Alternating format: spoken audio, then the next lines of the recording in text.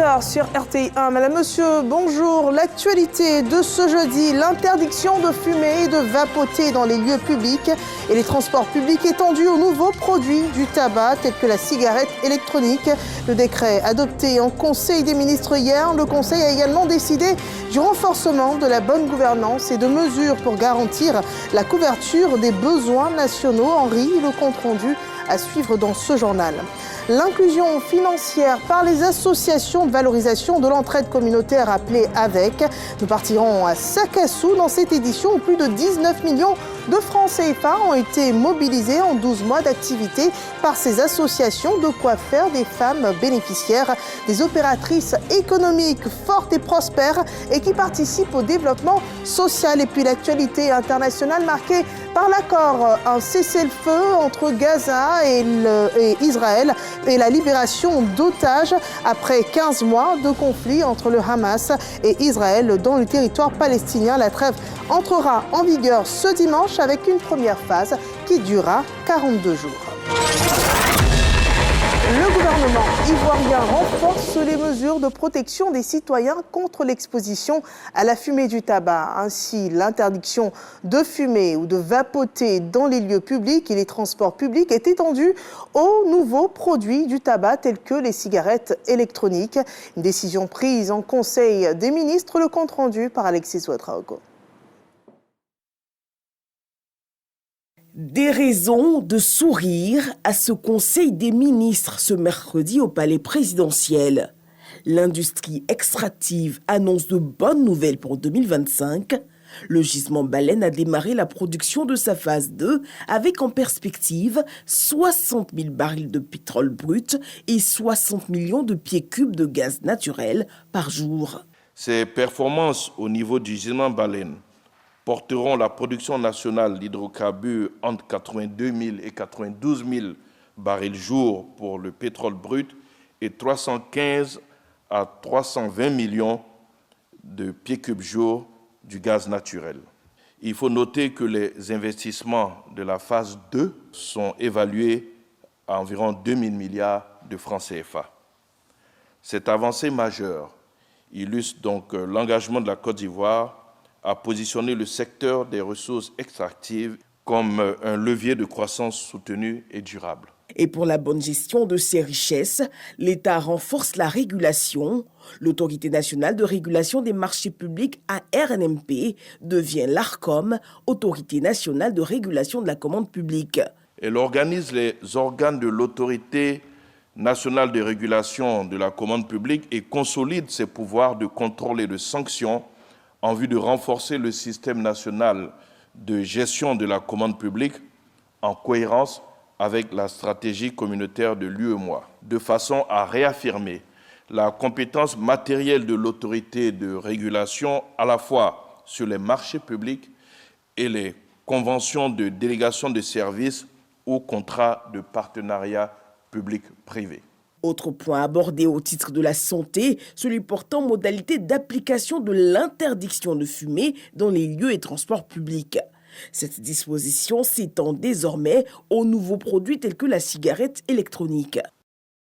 Au terme de ce décret, l'interdiction faite à toute personne d'exposer autrui à la fumée du tabac est également étendue à la fumée des nouveaux produits du tabac qui, indépendamment de leur apparence sophistiquée, sont tous aussi nocifs. Aussi, il fait obligation aux gérants, propriétaires ou à toute personne responsable de lieux publics clos ou ouverts et à ceux des transports publics d'apposer des panneaux visibles informant le public qu'il est interdit de fumer et d'utiliser des cigarettes électroniques, de retirer tous les cendriers présents dans les locaux, de veiller au strict respect des règles d'interdiction de fumer ou de vapoter et de prendre les mesures nécessaires pour dissuader le public de fumer, y compris la possibilité de recourir aux forces de l'ordre ou à toute autre autorité compétente pour imposer le respect du présent décret. Entre autres projets de décret, l'accord de promotion et de protection des investissements entre la Côte d'Ivoire et Singapour, l'approbation d'un accord de plus de 28 000 milliards de francs CFA avec la BOAD pour la réalisation de 185 km de routes côtières entre les régions de San Pedro du Boclé et Abidjan, l'adoption de 5 décrets portant attribution de permis de recherche minière. Notons que le prochain Conseil des ministres est annoncé pour le 13 février prochain. Et parlant toujours d'investissement dans le pays, voyons cette audience accordée par le chef de l'État Alassane Ouattara au palais présidentiel à Abdelhak Saïi, envoyé spécial du président algérien en Côte d'Ivoire. Et dans une vision partagée de développement, les deux pays ambitionnent de renforcer leur coopération dans les secteurs de l'énergie, de l'agriculture, la formation et de l'hydraulique. Alexis Ouedraogo fait le point. Abdelhak Saïi, envoyé spécial du président de la République algérienne, était ce mercredi au palais présidentiel. L'émissaire d'Abdelmadjid Tebboune porte le message d'un renforcement de la coopération entre les deux pays. C'est un des grands acteurs de l'Afrique. Nous avons eu l'occasion de discuter avec lui les actes de coopération avec l'Algérie. Et nous avons donc demandé, avec un grand souhait de notre président, de réactiver la haute commission entre Côte d'Ivoire et l'Algérie pour travailler sur des actes de développement et de coopération notamment dans des domaines qui sont variés et divers, comme l'énergie, comme l'agriculture, comme la formation, comme l'hydraulique, beaucoup de choses. Et nous savons que Côte d'Ivoire maintenant émerge.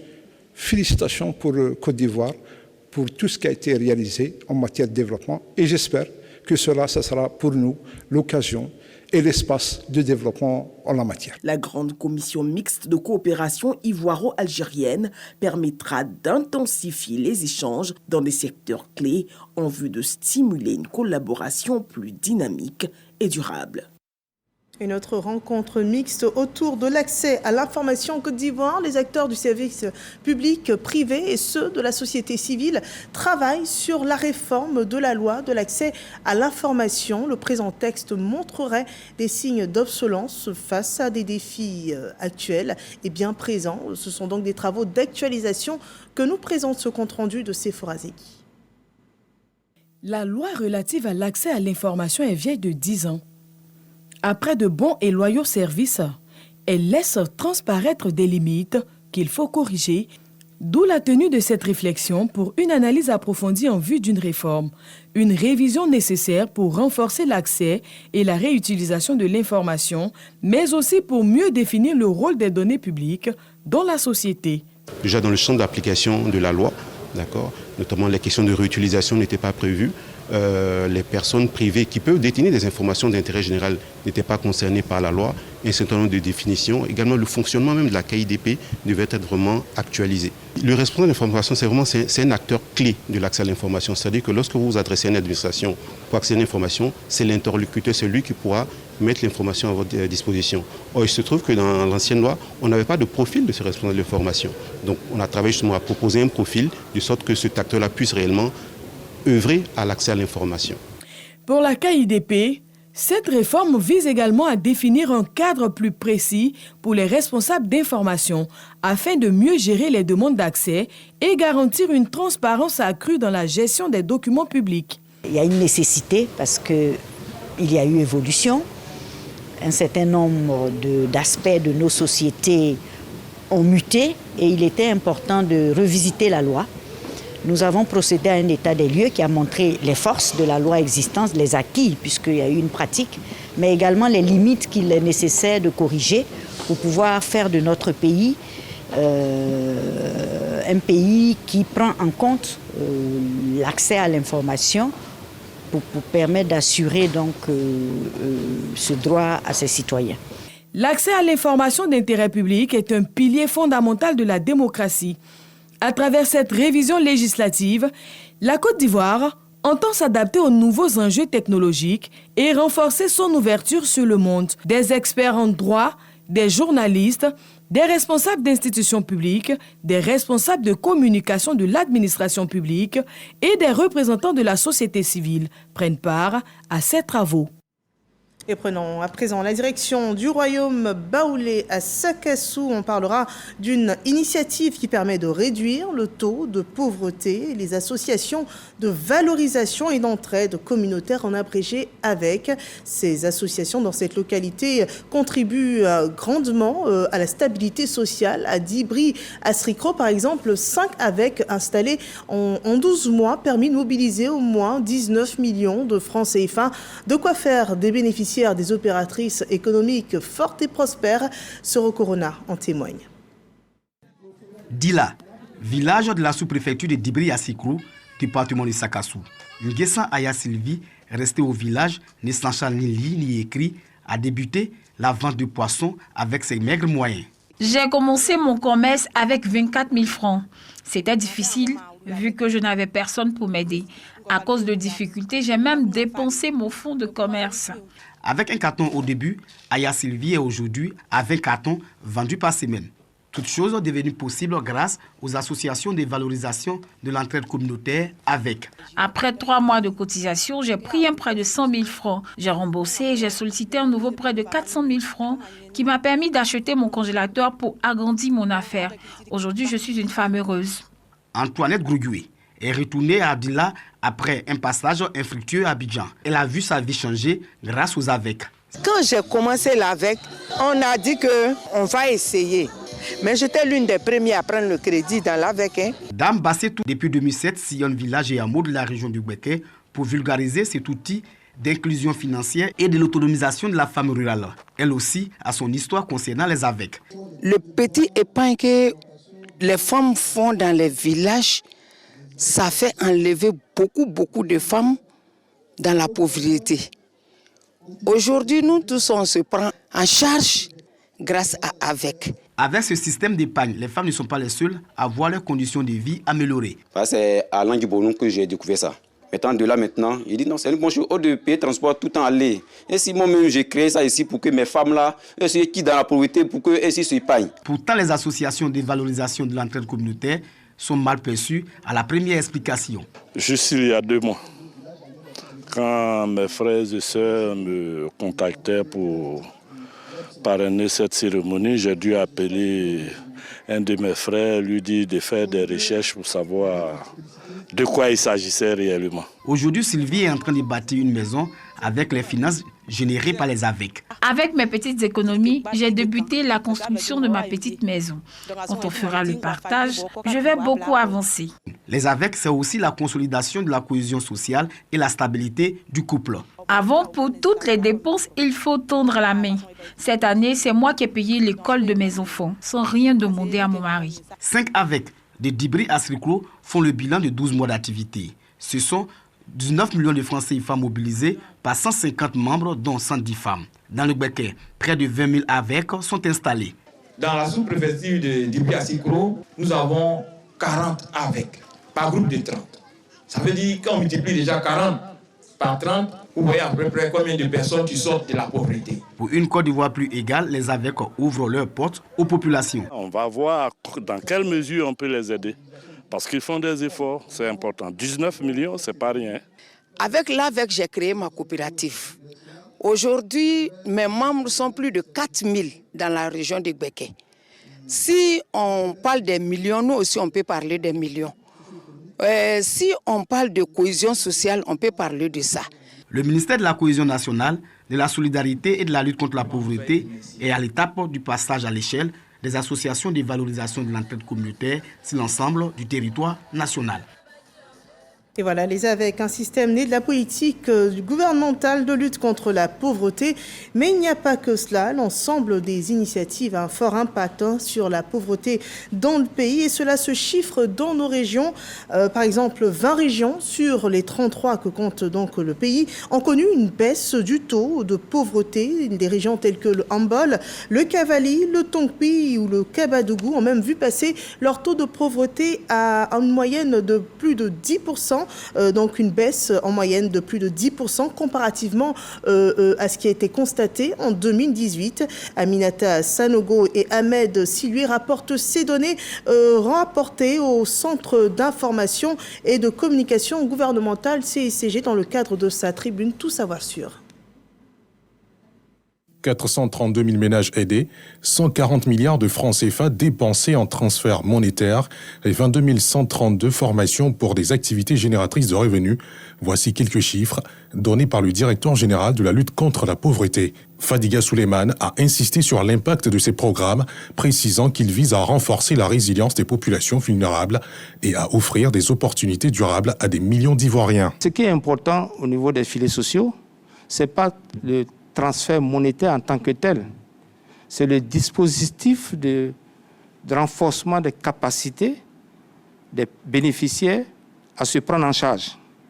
Donc il y a des formations sur l'entrepreneuriat, il y a des formations sur les compétences de vie.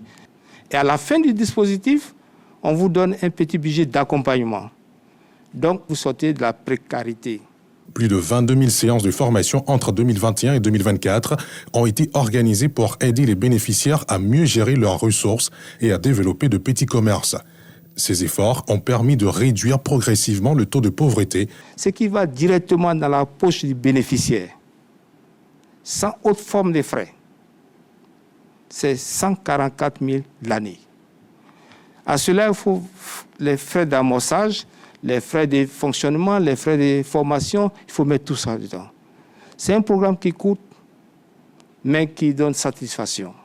Ces actions montrent que la lutte contre la pauvreté est possible, mais elle nécessite un effort collectif et continu. Et lutter contre la pauvreté, c'est aussi assurer une bonne autonomie aux populations et dans le couple mère-enfant. Un projet de prévention contre les carences nutritionnelles est mis sur pied. Il est porté par l'ONG Hélène Keller, un programme pour la supplémentation en micronutriments multiples chez les femmes enceintes. L'objet de ces actions est d'améliorer la santé maternelle et infantile et renforcer les efforts nationaux en matière de lutte contre l'anémie. Marina Maison et Jean-Marc Djedji. Plusieurs experts de la santé échangent sur le bien-être de la femme enceinte et de l'enfant. Les discussions portaient sur les défis liés à l'adoption des M&M, qui offrent une solution plus complète que la supplémentation en fer et acide folique seul. Ces micronutriments sont essentiels pour prévenir l'anémie, améliorer la croissance fœtale et réduire les risques de complications pendant la grossesse. Cette rencontre est initiée par Hélène Keller, internationale. Aujourd'hui, des initiatives récentes ont démontré que la supplémentation en micronutriments multiples améliore l'issue des grossesses, diminue notamment les risques de mort et contribue à l'amélioration générale de l'état nutritionnel et de la santé des femmes.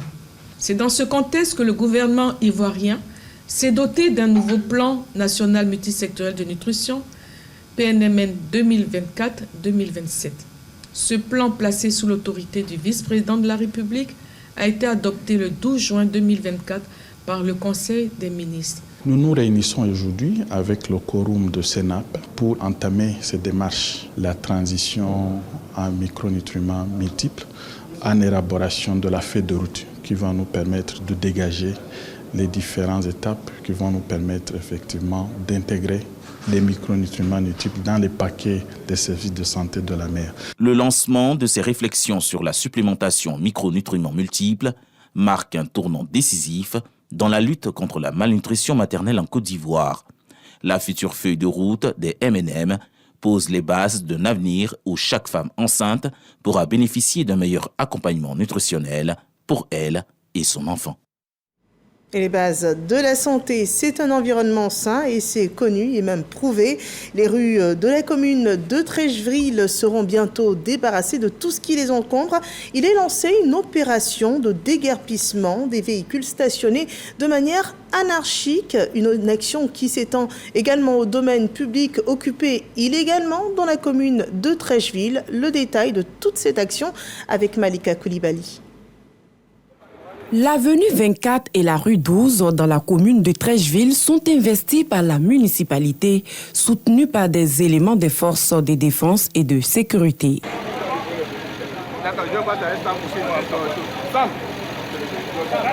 Ici, les occupants du domaine public sont invités à quitter les lieux sous peine de sanctions. Les propriétaires de véhicules stationnés de façon anarchique sont également interpellés. Nous sommes à une opération d'assainissement initiée par le ministère chargé de l'hydraulique et de la salubrité, exécutée après une mise en demeure adressée aux ayants cause. Selon les autorités, l'opération est contestée par ses propriétaires de véhicules et garagistes. Personne n'a été prévenu. Je pense que c'est leur droit quand même, parce que logiquement, personne ne doit prendre la route pour transformer ça en garage. Mais je pense que l'État devait quand même regarder ceux qui sont dans la rue. Comment il faut l'organiser. Cette action de lutte contre le désordre urbain s'étant déroulée sans heurts, le représentant du ministre Bouaké Fofana, chef des opérations, invite les riverains à la discipline. Nous invitons donc tous les propriétaires de véhicules, tous les garages à procéder à l'enlèvement de ces véhicules. Sinon, nous serons dans l'obligation de le faire. Les garages ciblés sont déjà connus. Elles ont fait l'objet de sommations. On leur a envoyé des mises en demeure, donc elles savent bien l'opération. Aujourd'hui, le ministère nous vient en soutien, mais nous voulons surtout sensibiliser à nouveau les propriétaires, les responsables, leur dire que notre souci, ce n'est pas de leur créer des problèmes. Bien au contraire, c'est pourquoi on souhaiterait qu'avant que nous n'agissions, ils prennent toutes les dispositions pour enlever ces véhicules des espaces qui ne doivent pas occuper. Cette opération d'assainissement vise le maintien d'un cadre de vie sain pour le bonheur des populations. Elle concerne la plupart des activités dont le positionnement géographique entache l'image de la ville. Ce programme de salubrité a une durée des mois et s'étendra sur toutes les communes du district autonome d'Abidjan. Et nous attendons de voir le résultat. Nous partons au nord de la Côte d'Ivoire, près de Konga, Sikolo, où une rencontre s'est tenue sur la gestion et la régénération de la faune et la flore de Warigué.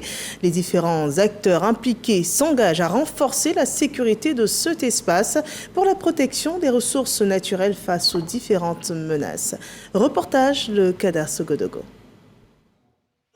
Sous-préfecture de Sikolo. Première réunion au titre de l'année 2025 des membres de l'Association de gestion des ressources naturelles et de la faune de la zone Waringui, un regroupement de 28 villages. L'association a pour mission la préservation de la biodiversité pour un développement local harmonieux. L'année écoulée a permis de relever de nombreux défis et cette année, il faudra faire mieux. La création de richesses est en ligne de mire. Parce que l'espace, nous le savons, est beaucoup courtisé. L'espace, les gens tentent à le coloniser par tous les moyens. Donc nous faisons l'effort de protéger cet espace. En même temps, nous essayons de trouver le statut, de définir le statut de cet espace-là. C'est pourquoi nous nous réjouissons du projet qui doit donner des certificats fonciers aux propriétaires terriens. Je pense que la GRF est prise en compte. Si nous arrivons à le faire, ce serait un grand pas. Désormais, des cartes de membres existent et ont été remises. Des dons aux chefs de terre et de village pour les encourager à épouser la préservation de la biodiversité ont été faits. Les membres présents sont satisfaits du travail accompli et envisagent continuer. On a essayé de voir le bilan de l'année passée qui a été beaucoup favorable et on cherche à voir maintenant les perspectives. Et notre première option, c'est surtout la sécurisation. Je sors de cette réunion satisfait. Tout n'est pas encore fait, mais il reste beaucoup à faire. Mais nous sommes déterminés à avoir un espace sécurisé et qui répondra à l'attente de tout le monde. La GRF Warigué est un regroupement de 28 villages autour de la forêt Warigué qui part de Togoniéré à Konga en passant par Sikolo. Nous sommes dans la région du Tchologo. Et nouvelle année et de nouveaux plans en termes de circulation routière à Abidjan à compter du mois de mars. Sachez qu'il sera interdit la circulation des motos et tricycles sur le boulevard Félix Houphouët-Boigny, ex-VGE. Un nouveau plan de circulation sur des voies alternatives est présenté aux usagers concernés circulant entre les communes de Trècheville et de Port-Bouët. On le voit dans ce rapport de Lanciné Bakayoko. Selon les statistiques, 37% des décès sur les routes concernent les utilisateurs d'engins à 2 ou 3 roues. Dans le district d'Abidjan et notamment sur le boulevard Félix Houphouët-Boigny, l'indiscipline des motos et tricycles est de notoriété publique. Ce plan de circulation routière va donc limiter les déplacements pour les engins à 2 et 3 roues sur ce boulevard prestigieux. On a décidé de mettre en œuvre une décision, mais il était bon qu'on puisse écouter, qu'on puisse passer de l'information de manière officielle aux premiers concernés et aussi profiter pour recueillir leurs observations, leurs propositions. C'est ce qui a été fait. On a reçu l'ensemble des opérateurs du secteur de la messagerie express, de la livraison, et puis des personnes qui s'adonnent à l'activité de livraison sur le périmètre de la ville d'Abidjan. Les usagers des 2 ou 3 roues allant de Treichville à Port-Boué utiliseront des routes de déviation au lieu de passer par la voie principale. Le nouveau dispositif n'a pas pour but d'exclure les motos et les tricycles, mais plutôt de garantir la sécurité. Une mesure bien comprise par les usagers. Si on interdit le boulevard aux motocyclistes, ça fait des problèmes, alors que nous avons fait la proposition il y a au moins 4-5 ans de faire des pistes cyclables. Donc si on fait les pistes cyclables, il n'y aura pas de problème. Du coup, les gens vont rentrer dans les quartiers, ils vont faire ceci. Il y a trop de risques à prendre pour ça. Il y a des bretelles que nous devons prendre, c'est déjà important. Mais ce que nous devons demander aux autorités, c'est de dégager ces bretelles-là. Vous comprenez? Parce qu'il y a tellement de véhicules qui garent là, c'est rempli de dos d'âne, c'est restreint. On ne pourra pas vraiment rallier les 2 communes, les 3 communes. Il est prévu dans le Grand Abidjan l'installation de 1700 panneaux pour la matérialisation des signalisations et des plans de circulation. Un autre sujet, à présent, le petit cola, cette petite graine aux vertus qui font de lui un célèbre fruit au-delà des frontières africaines. Pourquoi est-il autant apprécié? À quelle fin est-il utilisé par les consommateurs? Retrouvez dans cet élément tous les bienfaits du petit cola sur la santé. Et c'est avec Khalil Diomandé et Brouillapo. Sur les routes de la capitale économique ivoirienne, c'est l'une des denrées les plus achetées par les automobilistes. La graine du Garnicia Cola, appelée le petit cola en Côte d'Ivoire. Si les consommateurs en raffolent, c'est pour bien de raisons. Le petit cola, on m'a conseillé un peu à ce que je fais. Donc je consomme, je vois que c'est bon pour les plaies de ventre, voilà. Les petites maladies, ça évite tout ça, c'est pourquoi de temps en temps, quand je passe, je vois s'il y a des petits jetons, j'achète. J'aime le petit cola, quand je mange, ça sent un mot de rein, puis ça me met à l'aise. Le petit cola rend très viril. Ces jeunes étudiantes sont des habituées du petit cola, un fruit qu'elles apprécient pour ses vertus thérapeutiques. Moi, je consomme le petit cola, particulièrement lorsque je suis enceinte. Parce que parmi mes 2 grossesses, j'ai consommé le petit cola pour couper vraiment la nausée. Ça fait 2 ans que je consomme le petit cola parce que j'ai des problèmes de respiration. Donc ça m'aide à mieux respirer. Grâce à la renommée du produit, Tidiane n'éprouve aucune difficulté à le vendre. Donc, ça me fait 5 ans que je vends le petit cola. J'ai fait ça 1 à 100 francs, ça finit. Donc c'est un truc qui fait du bien aux gens, donc beaucoup d'hommes payent ça avec moi.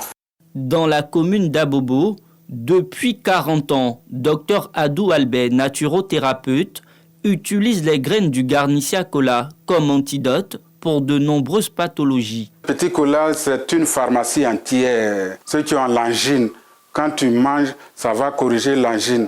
Ceux qui ont des plaies de bouche, il va soigner. Quand tu as bu trop d'alcool, que tu veux te dessouler, tu manges petit cola, ça peut t'aider à corriger. Petit cola joue un rôle primordial pour la fertilité parce qu'il renferme tous les éléments nécessaires qui permettent que le sperme soit normal.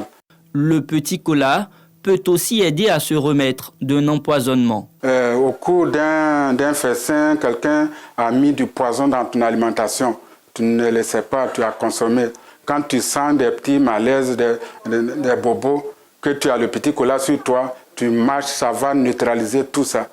En raison de sa forte teneur en caféine, il est conseillé d'utiliser au maximum 3 petits colas par jour. Son abus peut entraîner des palpitations et des troubles du sommeil. L'actualité hors de nos frontières à présent avec Israël et le Hamas qui ont accepté un accord pour le cessez-le-feu à Gaza et la libération d'otages. Selon le Premier ministre qatarien médiateur dans ces négociations, la trêve entrera en vigueur le dimanche 19 janvier 2025 avec une première phase qui durera 42 jours. C'est une première étape où 33 otages israéliens seront libérés, parmi lesquels des femmes, des enfants et des soldats. Et en échange, Israël libérera environ 1000 prisonniers palestiniens, 30 pour chaque otage civil et 50 pour chaque femme soldat. Et voilà, c'est la fin de ce journal traduit en langue des signes pour nos téléspectateurs sourds et muets. Merci de nous avoir suivis. Ce soir à 20h, vous retrouvez Marie-Laure Ngoran pour un nouveau journal. Demain, à partir de 13h, Hamza Diaby. Et je vous retrouve lundi avec le même plaisir à 13h sur RTI 1.